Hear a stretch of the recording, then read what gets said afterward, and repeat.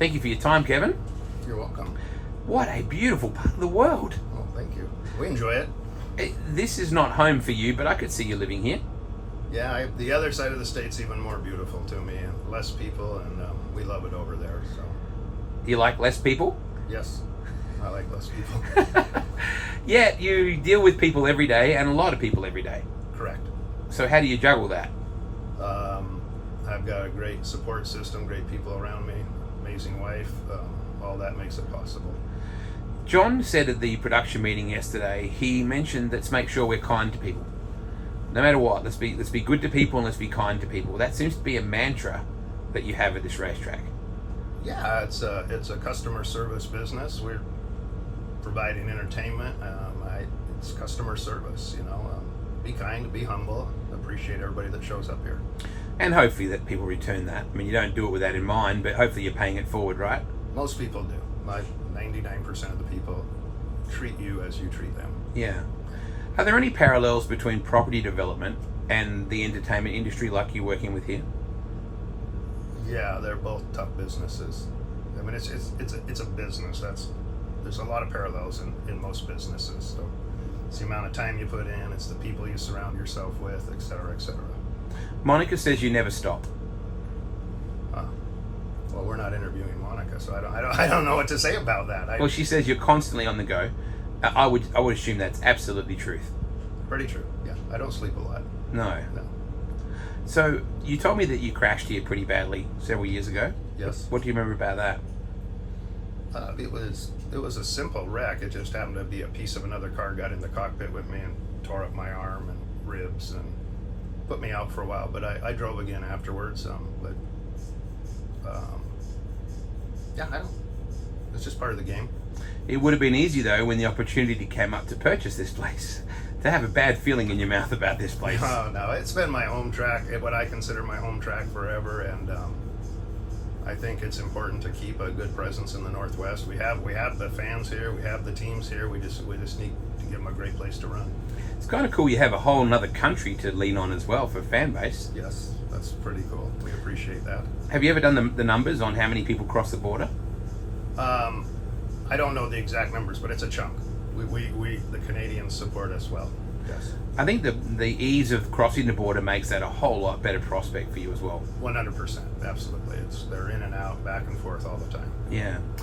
Your story to me yesterday hit a real chord with me about you racing in Australia, coming down to run with the Outlaw thing, and you basically did it on your own dollar and on your own volition. What fired you up to go down and take your own team down there? Well, I had always wanted to go to Australia. I heard the racing down there was great, the people were great, and so we weren't really invited up with the Outlaws when they originally went, so we just packed our stuff up and showed up there, and once we were accepted and supported, and it was awesome. One of the most amazing experiences I've ever had. So I take from that people who tell you can't do something are probably going to be surprised. Well, I don't know how to comment on that. We do what we think is best, and we work hard at it, and yeah, we're not afraid of challenges. How do you look at new business ventures in racing? What is there a criteria, Kevin, where you go, I'd like to give that kid a chance, or I like that speedway, or because you would get approached all the time?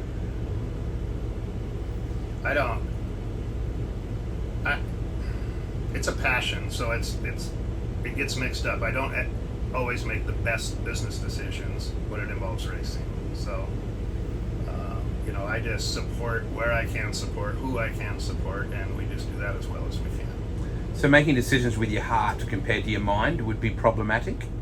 It certainly doesn't have the return on investment that making decisions with my mind does. Yeah. This team is beautifully presented. I think I talked to you a while back about the TMC truck and how the Sammy Swindell black and gold leaf and all that sort of stuff. And your truck has become pretty well as iconic in the way it's presented. Where did you come up with the idea for the blue, and where did the 26 come from initially? Because that's a theme right through to even this weekend's prize money. Yes. So the blue was my favorite color. We hit on this blue early on, and we've stuck with it for a long time. And you mentioned Sammy and that truck, the one TMC, that was one of the first haulers I I just fell in love with and appreciated how hard they worked to keep it and I've told Sammy this many times that he influenced me greatly to try and have a nice looking rig. The number 26, I get asked that question all the time, and I have the same answer. The answer is I won't answer that question. Okay. But maybe right toward the end of my life, I'll tell everybody where the 26 came from. Okay. And it might not even be a good story, but at least it makes people think it's a good story. I'm sure that all your stories are good stories, Kevin. I'm sure of it. You know, Chance Crum, obviously Zeb Wise, he's done a great job in this car. Like, it was a pretty high pressure situation when Corey left and Zeb became a new part of the arrangement, and he was instantly quick with this team. Yeah. And then we've struggled this year. It's our sport. There's nothing easy about this sport. You know, I think last year we won 11 or 12 races, and we've been on the podium twice this year or something. I mean, it's been terrible. But that talks to how tough the high limit series is, how many good drivers are out here right now, and then you've got to have some good luck, and we just haven't had our best year right now, but we're not going to quit. The Race Rudeen Foundation is something very, very close to your heart and your soul. Sure. What is your plan with that going forward, and how do you structure that? Because it's been at different places over the years. Yeah. So right now, my younger sister runs it all, and it's really doing some good work on communication and just trying to get rid of the stigma of addiction, where people are afraid to talk about it. And it's just like if someone has cancer, we talk about it, we help them. Same thing. All those stories I've told. The race, the Race Rudeen Foundation race, I would like to continue to just move around. Often when we go to a new town, we find a charity there that we support. We get to touch more people. So I'll work with the high limit series and try and find places where it can be a high limit race. But I expect to continue to move that from place to place. And that helps with the broader messaging, doesn't it? Because I find, yes, particularly with smaller communities, Kevin, a lot of people might think that addiction and things like that is limited to the cities. Yeah. The reality is it's everywhere. It is everywhere. It is absolutely big towns, small towns, every socioeconomic group. It doesn't matter. It's everywhere, and we can put 500 people in a room, and do you have a family member? Do you have a friend? Do you know someone? I'll get everybody's hands up in 3 questions that have heard or been involved in addiction, and so we just need to not be afraid to talk about it. Yeah. And work together to solve it as best we can. There's a really great every year there's one day a year called the Are You OK Day in Australia, where people just reach out to friends, and it's that one excuse. Oh, that's awesome. To send people say, and it literally is spelled Are You OK with a question. And I think that it'd be better if it wasn't just that one day, but if we're at least talking about it one day of the year. That's an awesome deal. We should have that one day a month or one day a week, and we should just as humans ask that question once a week to people around us. I think that's a great deal. Your partners in this business, Peter Murphy and John Hager, are like-minded in a lot of ways with you. They're kind, genuine, hard-working people. Sure. That must be so important to you. Was that part of why you did this, getting the right people? Yeah, it's always about the people I surround. I don't have many talents. One talent is my one main talent is I surround myself with people better than me, smarter than me, to support myself. So I mean, the people around me make me look good sometimes, and John and Pete are both amazing guys. I love them to death. It would be the opposite then, to have someone's ego get in the way of wanting to be around people that were perceived in your mind better. So that works better for you, but it'd be easy for people not to be able to cope with that dynamic, Kevin. Yeah, I think our teams that we have around in our businesses and stuff, they just don't allow that big ego. That problem person just doesn't last long with my teams usually. Whether it's racing, whether it's business, doesn't matter. We need to all be humble, work together. No one's better than the next person, and we just There seems to be an overriding feeling that you're very grateful for the life that you've built, and I have no doubt that it's taken an enormous amount of hard work and still does. You're obviously a respected man in many corners of American business as well as racing, but yet there's a real humility and a gratefulness that surrounds you. Has that been a family trait or something you've learned on your own? I have amazing parents. Luckily, both my parents are still alive, been married 67 years. Wow. But I think we grew up hardworking and humble and appreciate. and it's for me it works. I appreciate being here today. I appreciate doing this. It's nice weather. We're at a race car race. We're at a sprint car race. I mean, it's awesome. What's not to appreciate today? Why do you love this sport so much? Simply, in my mind, it's best racing on the planet. 410 sprint car racing, best racing on the planet. Then you go to the high limit series. In my opinion, humble opinion, it's the best group of drivers racing right now. It's been amazing. I mean, last night, 3 local guys on the podium. I mean, 2 nights ago, Trey Starks wins his high limit race with his 12-year-old son. I mean, it's a family, it's community. I don't know, don't get me going. It's the best racing there is, in my opinion. Last year, I took my sons to see a Mavericks Bulls game, a Houston Texans Buccaneers game. Then I went and saw the Dallas Stars play the Bruins in hockey. Okay. And then 2 college football games. I'm a big Hawkeyes fan, like Blake Anderson. But I can never be just enjoy the experience. I'm always thinking, why can't we do that? Like, why isn't, I know we're talking about billionaire owners and we're talking about phenomenal stadiums, but are you like that as well when you go to an experience, an entertainment medium, and you go, gosh, if we could just do that? Absolutely. And I think we're in the infancy still. Even though our sport's been around for a long time, I think we have the ability to grow it and change it and make it better and a bigger experience. Yeah, I think that's where we're going to have to go at the end of the day, as long as we remember our roots. Yeah. And it's not always suitable, right? Those big budgets, those big stadiums, all that sort of stuff. We don't have a controlled environment to put our show on, do we? Correct, right. Can I ask about Monica? She Sure. is a very high-profile Instagram model, and she's just jaw-droppingly beautiful, but a really grounded, lovely person with it, which is even more refreshing. She's obviously got a passion for racing now. I don't imagine she did to start with. It came through you? No, that's not true. She really was had a lot of active involvement with the speedway bikes in Europe. Yeah, So, wow. In Poland and stuff. Yeah. And she was close to that, and she'd been around racing her whole entire life. And yes, she's a beautiful person, but I tell everybody that will listen is she's more beautiful inside than outside, and that's hard to imagine, but she is just a great human, smart, kind, loving.